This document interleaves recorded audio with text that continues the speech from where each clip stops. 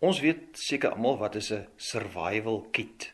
Dis nou 'n pakkie of 'n stelletjie van die allernoodsaaklikste basiese gereedskap of voorraad wat jou in staat stel om te oorleef in buitengewone slegte omstandighede.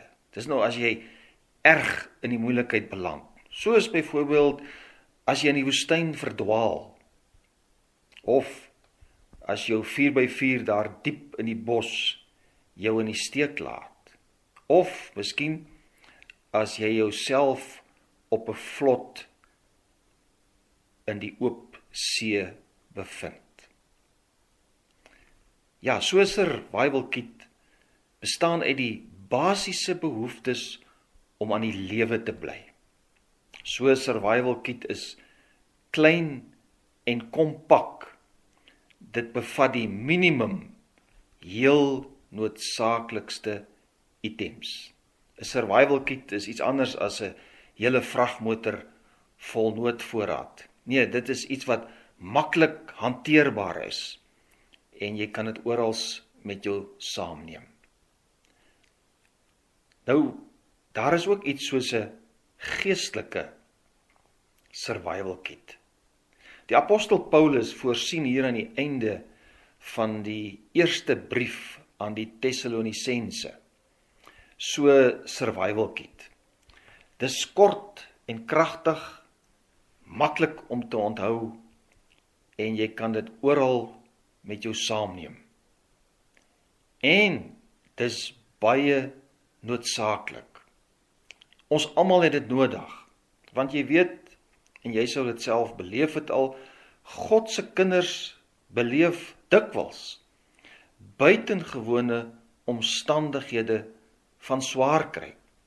Dit kan nou wees finansies of siektes, dinge wat ons tot moedeloosheid wil dryf, stryd en versoekings, teenstand en beledigings. Ja, sommer moeilike tye op alle lewensterreine. Ook gaan dit baie keer oor allerlei vraagstukke en vertwyfelings. Dinge waarvoor daar nie maklike antwoorde altyd is nie. Jy sal weet waarvan ek praat.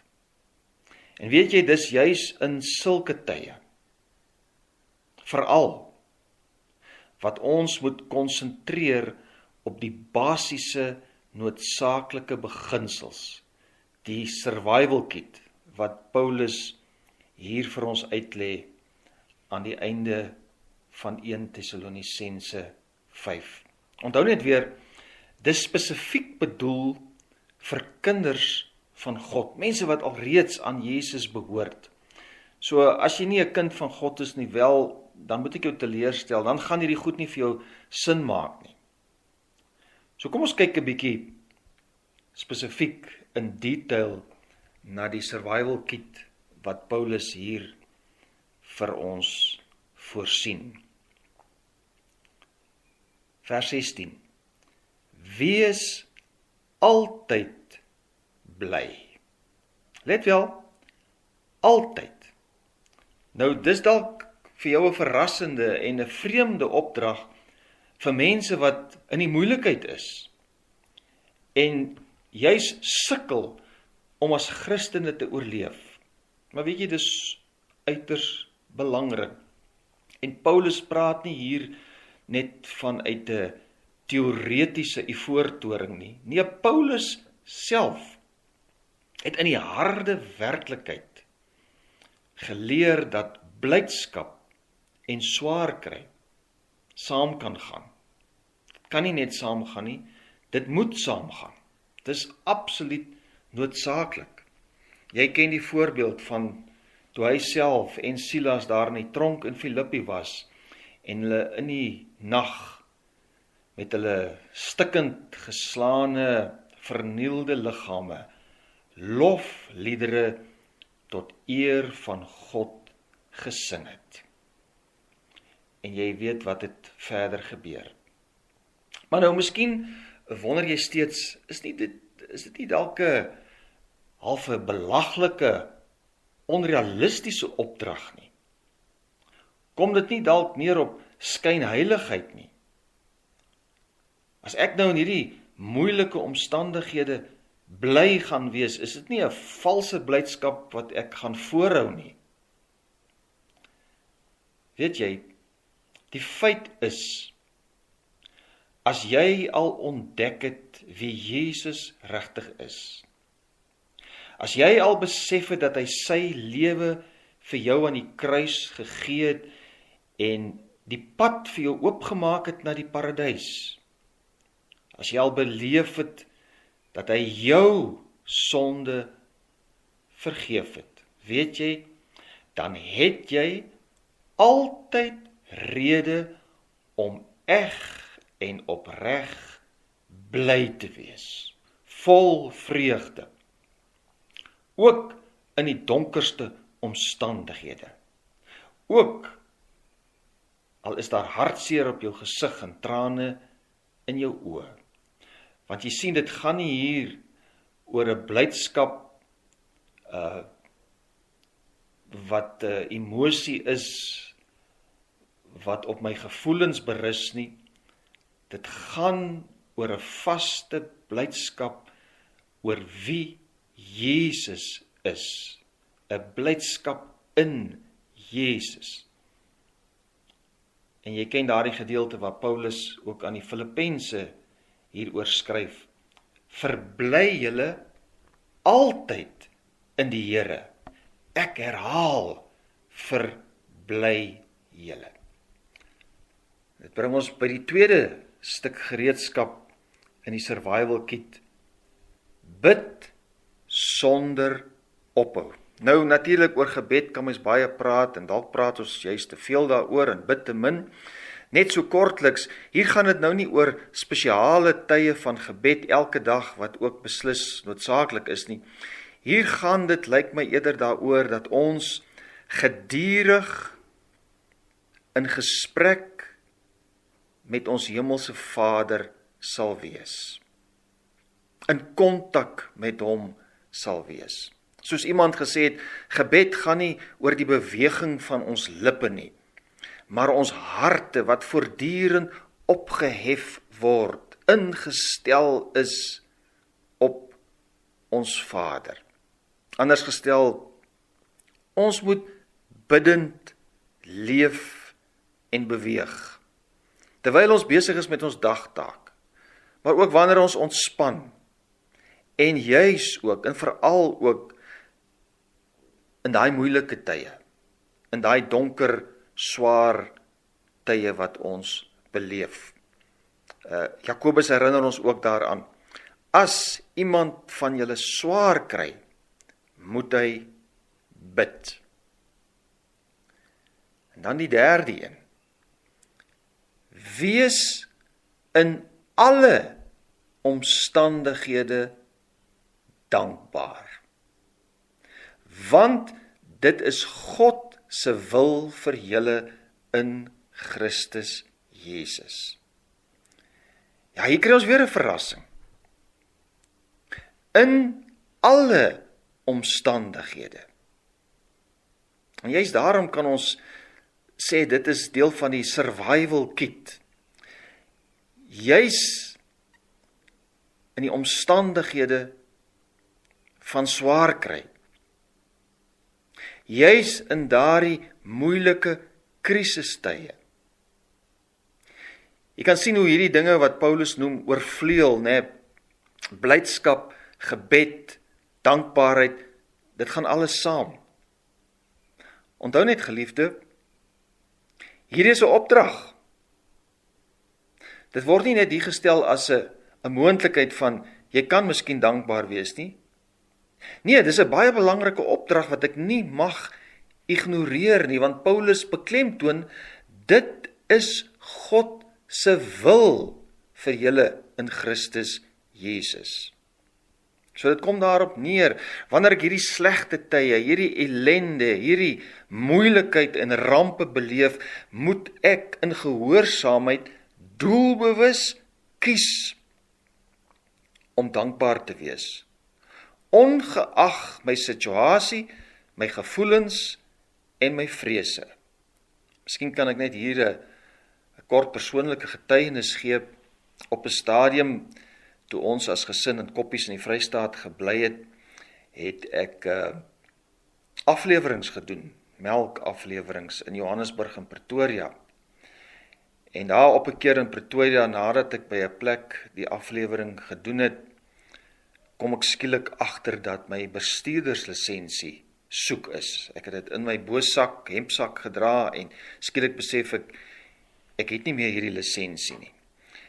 En ek het rondgekyk, by die plek waar ek afgelewer het, weer gekyk, in die bakkie waarmee ek gery het, deeglik gesoek. En toe op 'n stadium besef ek net, ek moet nou aangaan, want ek het werk om te doen, daar is baie aflewerings om te doen. En ek het in die voertuig geklim en gery, en ek het doelbewus die besluit geneem om te sê, Here, ek sal U nog steeds loof. En weet jy, ja, net daarna steek ek my hand sommer hier in die gleuf waar uit die veiligheidsgordel kom. En daar is die lisensie. Hoe dit daar beland het, weet ek nie, maar daar kry ek die lisensie. Nou, natuurlik, ek wil nou nie sê lofprysing en dankbaarheid is 'n resepie vir probleemoplossing nie. 'n maklike middel om nou altyd uit die moeilikheid te kom nie. Maar, en dis duidelik uit hierdie gedeelte, dis 'n daad van geloof en gehoorsaamheid aan God, waardeur ons hom eer. En ons kan ook weet, God beloon diegene wat hom eer. En dan kom ons by 'n volgende opdrag. Moenie die Gees blus nie. Nou, daar is verskil van mening oor presies wat dit beteken, en ek gaan nou nie in detail in op al die moontlikhede in so kort oordenking soos hierdie nie.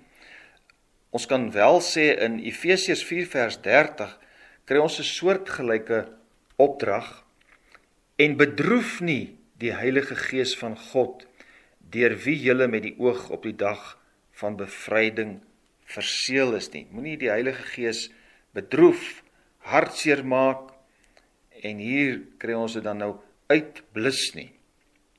Nou in die konteks van hierdie brief, beteken dit waarskynlik om nie ongehoorsaam en opstandig en ongevoelig te wees teenoor die duidelike opdragte van die Heilige Gees, wat die apostel Paulus en ook moontlik ander profete in die gemeente meegedeel het nie.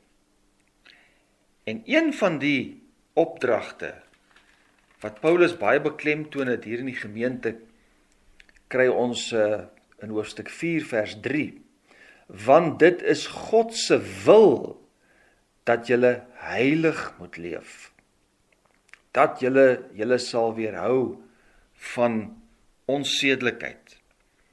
So Paulus gee hier 'n baie sterk waarskuwing teen seksuele onreinheid en losbandigheid.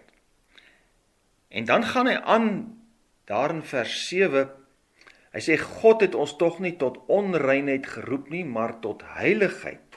En vers 8, daarom dan, die een wat dit verontagsaam nie 'n mens nie, maar God, wat sy Heilige Gees aan julle gegee het.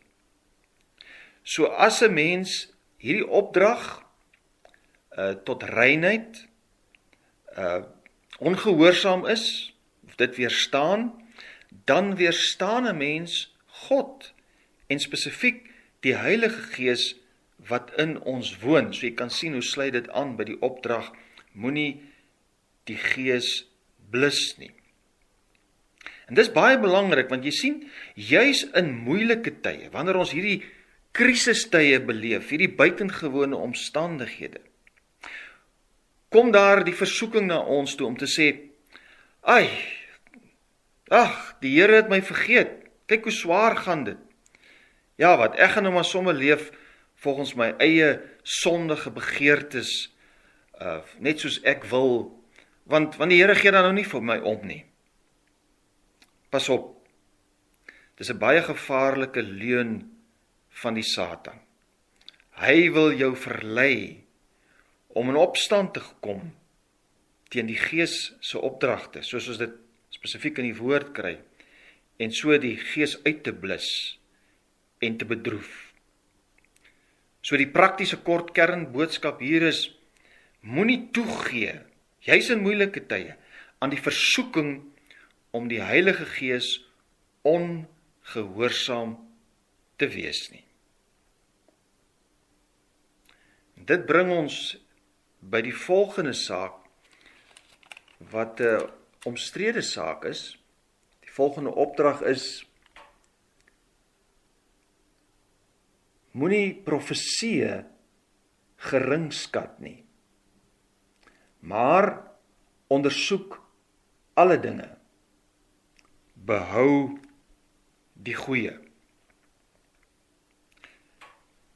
Heel waarskynlik hou hierdie opdrag in verband met die vorige opdrag om nie die Gees te blus nie.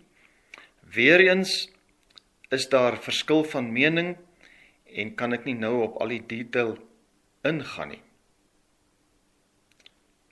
Profeseë, ja, daar's verskil van mening oor presies wat dit beteken.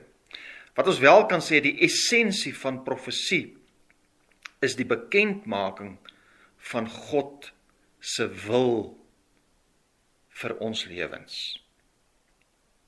Nou, ons weet, voor die afsluiting van die Bybelse kanon, met ander woorde, voor die afsluiting van die lys van gesagvolle, geïnspireerde geskrifte, het die profetiese gawe, die spontane profetiese gawe, 'n ander en meer belangriker rol gehad as vandag. Dis net logies, want vandag het ons God se woord, dit staan vas, die Bybel is afgesluit, en hierdie spontane profesie is definitief nie meer so belangrik as in die begintydperk van die Nuwe Testamentiese kerk nie.